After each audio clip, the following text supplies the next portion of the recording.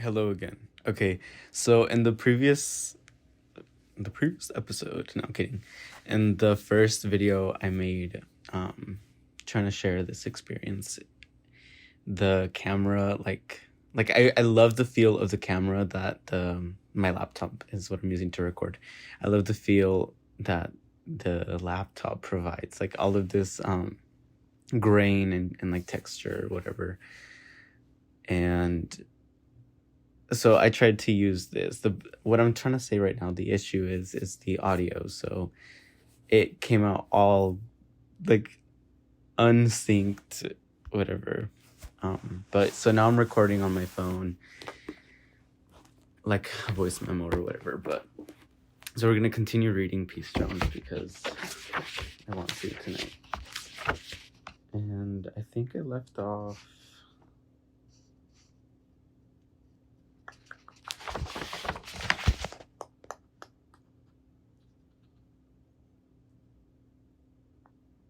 Actually, no. I'm just gonna restart.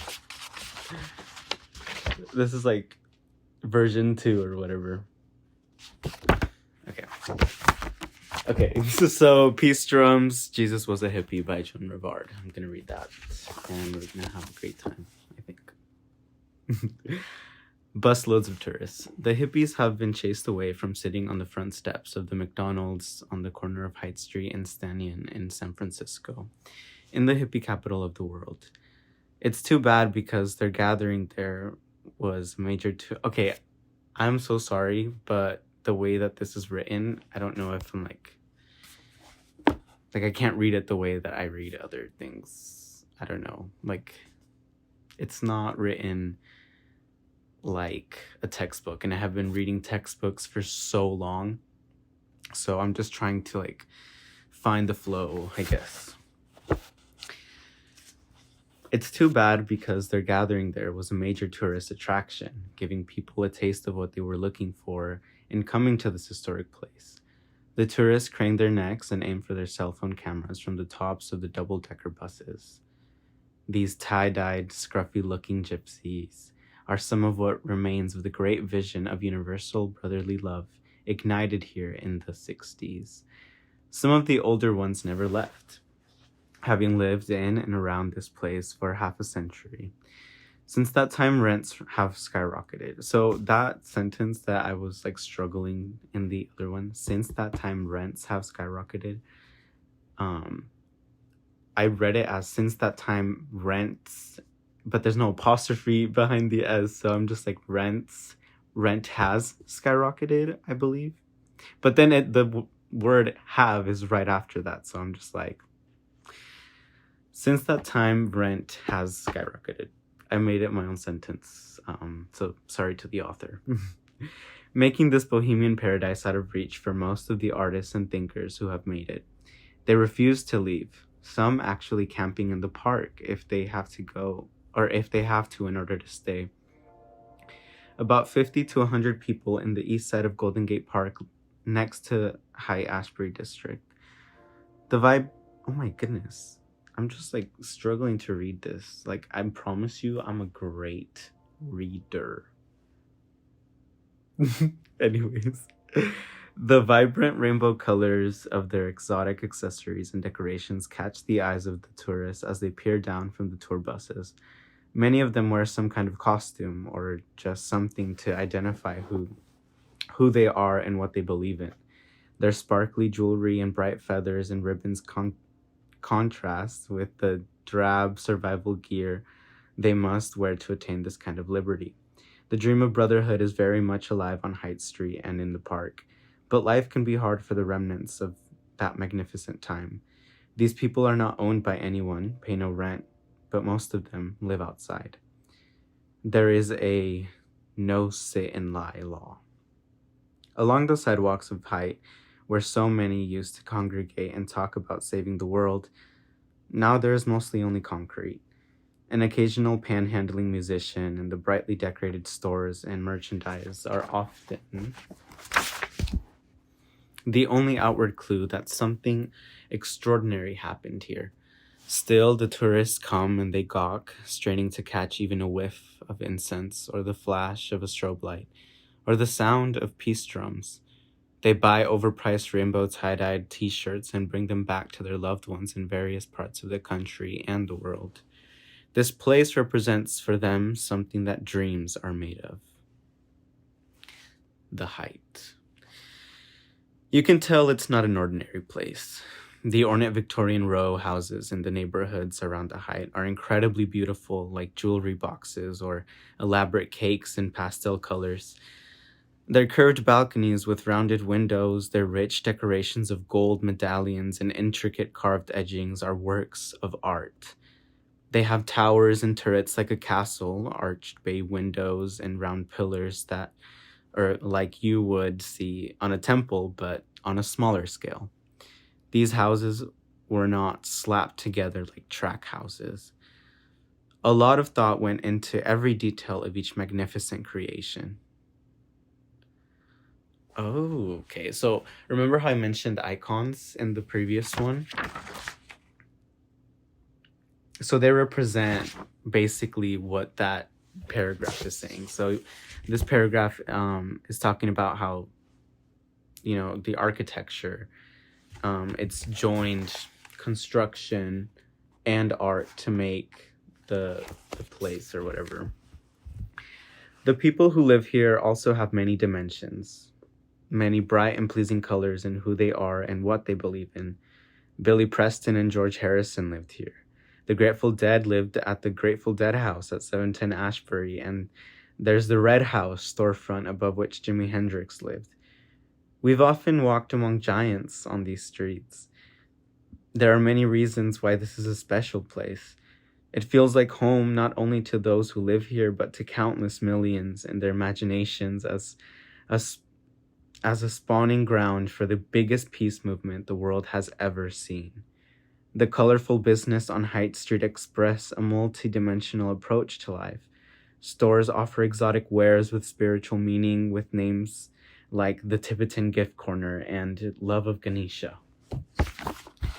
A tiny tattoo parlor has an amazing storefront, done all in mosaic with gold and red mirror tiles.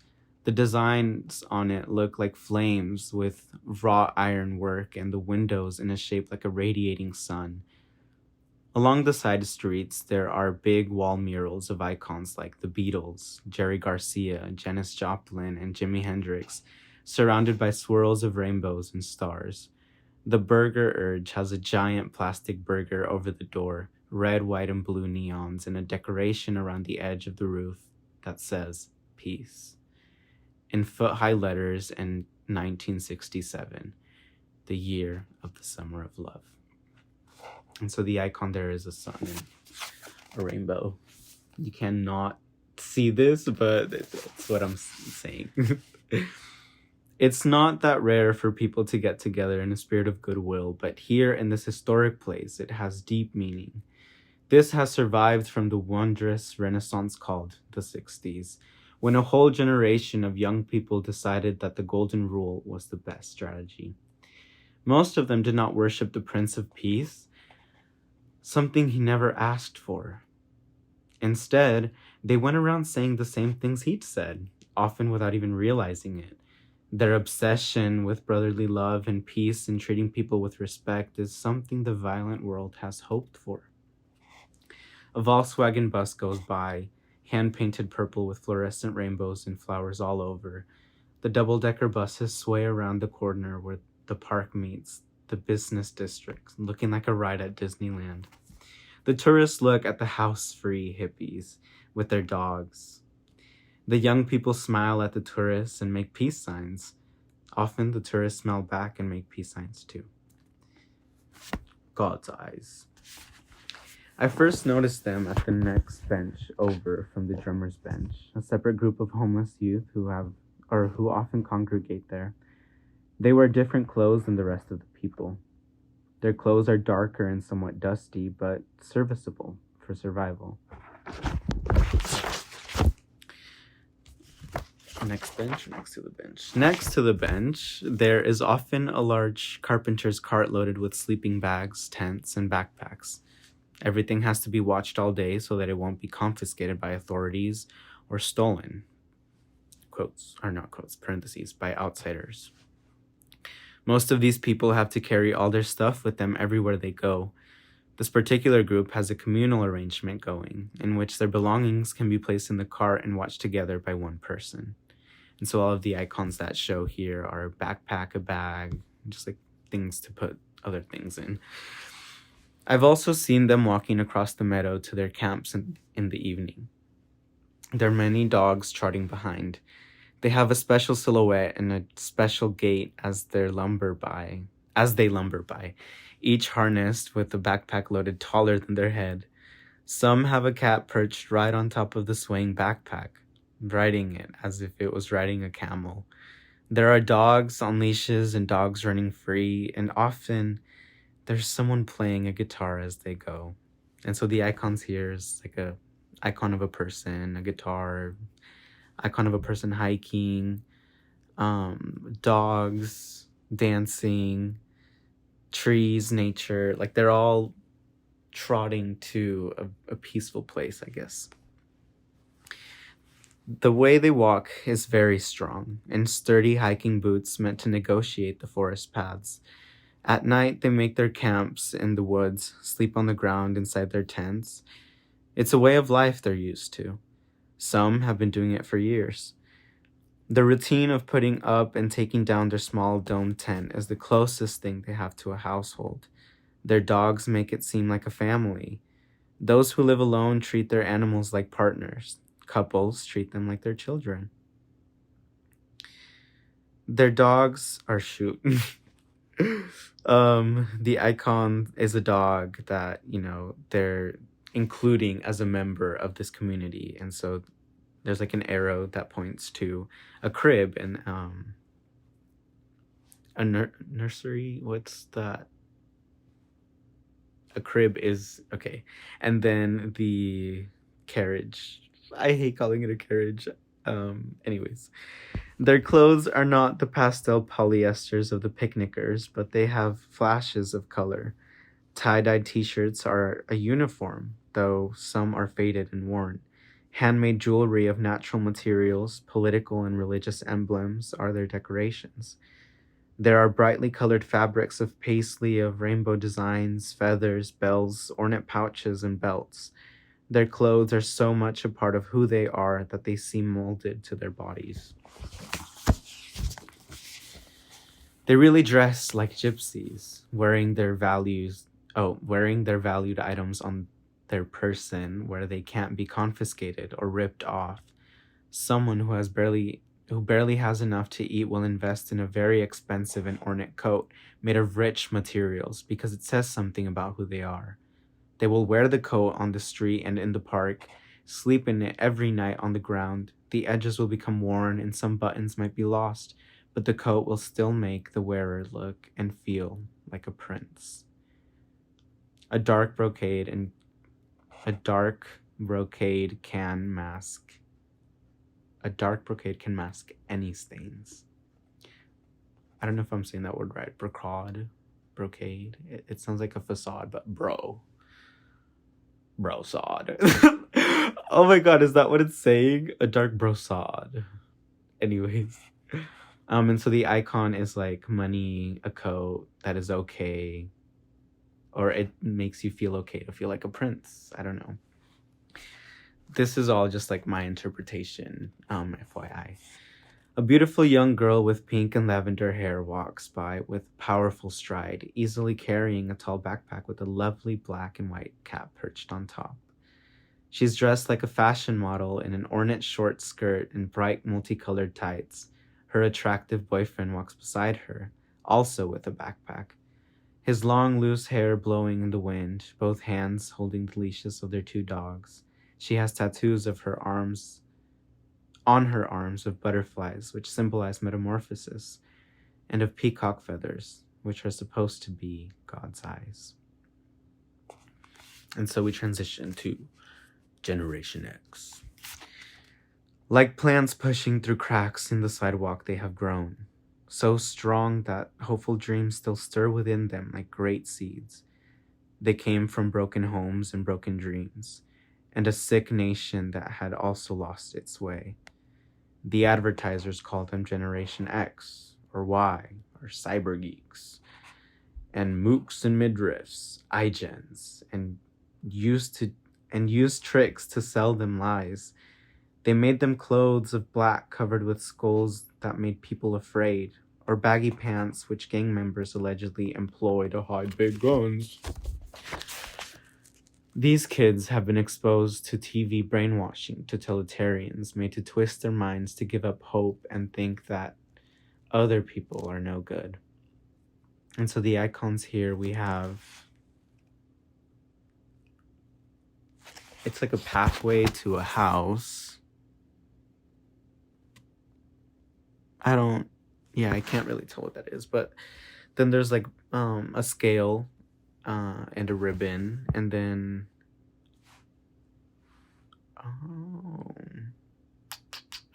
it's a fish coming into a hook, and then death. So I think this is all like basically telling you,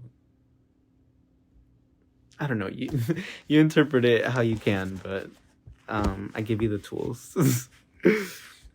These kids have been exposed to TV brainwashing totalitarians made to twist their minds to give up hope and think that other people are no good.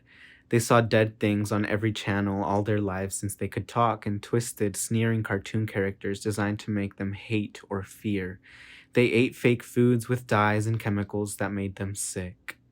And so we have icons of a test tube, some pill like containers, a needle, some more tubes, and then a marionette.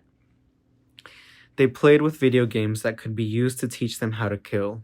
When they were born, they got an artificial substitute for mother's milk and hugged stuffed animals instead of moms at their 3 jobs.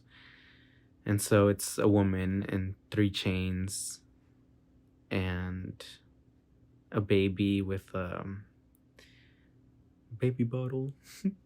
And then there is a teddy bear.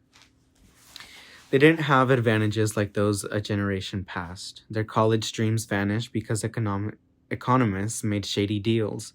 They can't travel the world by hitchhiking the way others have done because it has been made into a crime.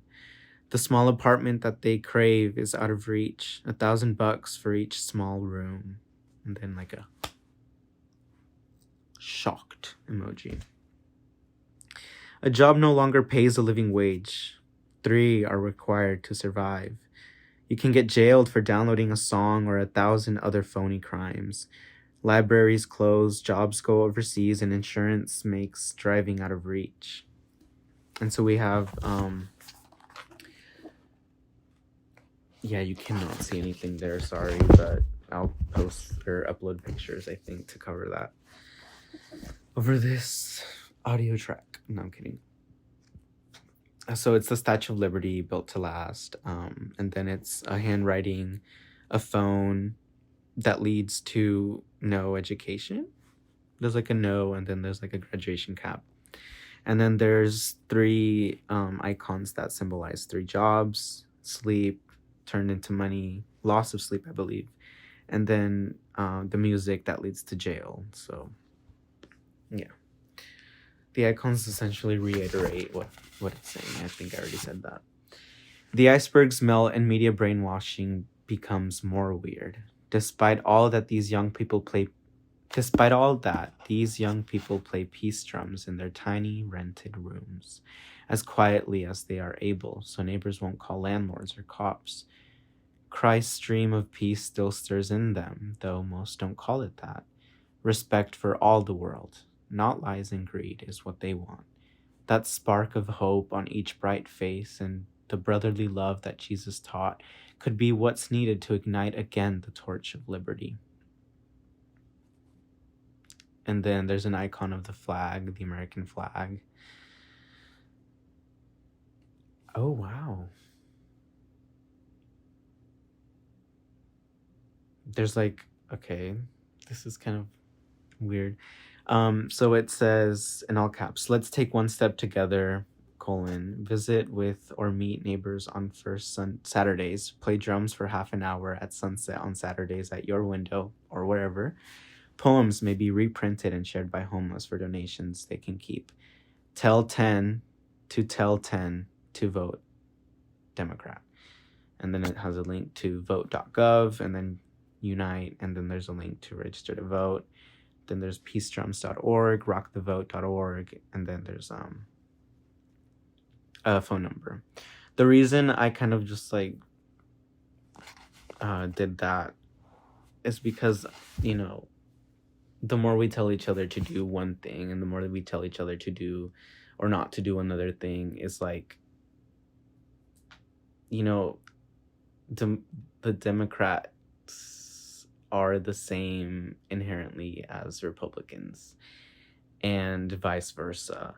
And we will never reach a point of true unity if we keep thinking that we have to live in a 2-party, 3-party, 4-party, 5-party.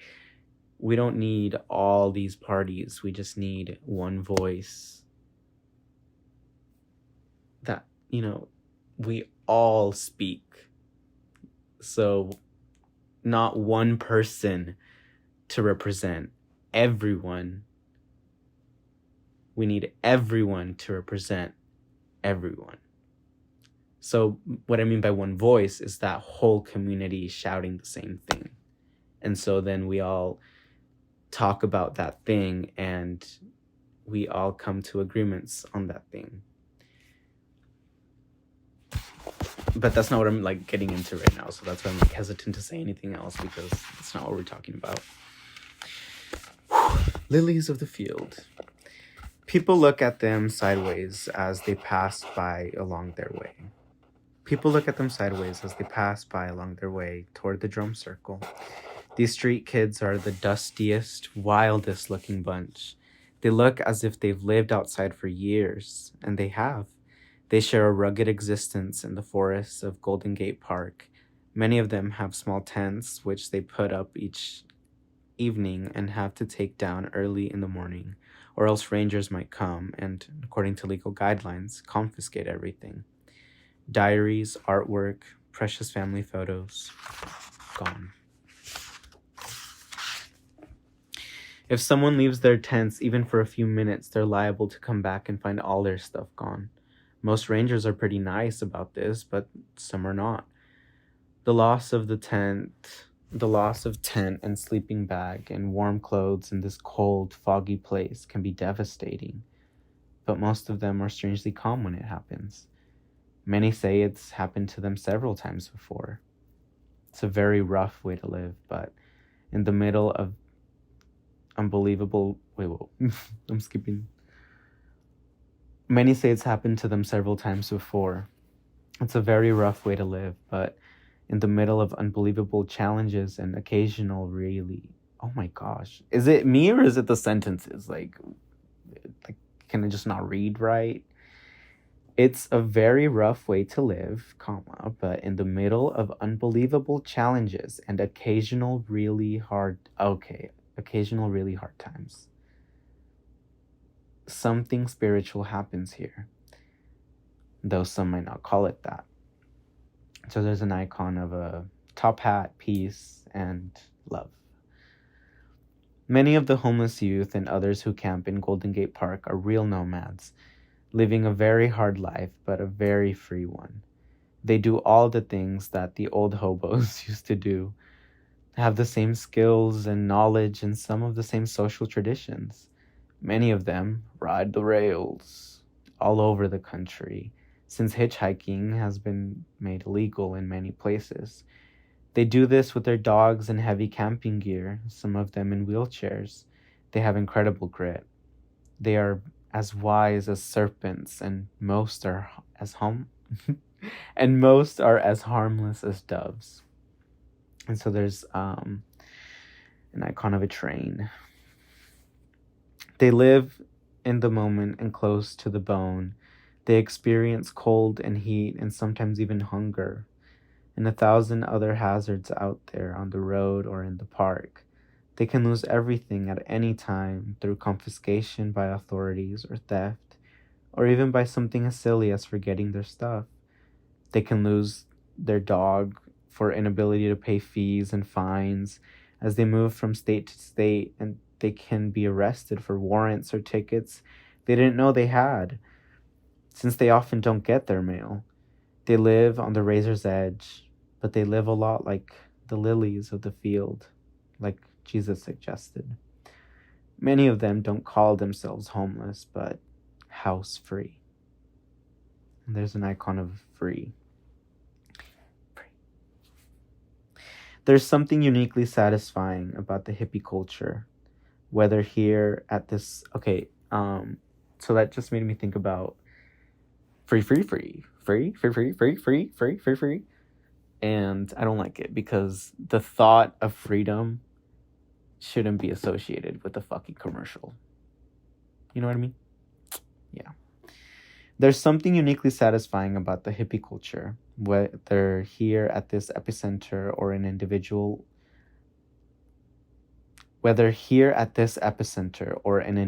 lives around the country and the world. It's full of invigorating dreams, bright colors, and bright thoughts. A certain solidarity, an unspoken understanding has existed from the beginning among the long-haired pacifists. Here at the Haight, more than anywhere else, it's expected that people take care of each other, love each other. That's what the 60s was really about. And we'll end there. Sit with that thought. Love each other. Love yourself to be able to love the world. Bye.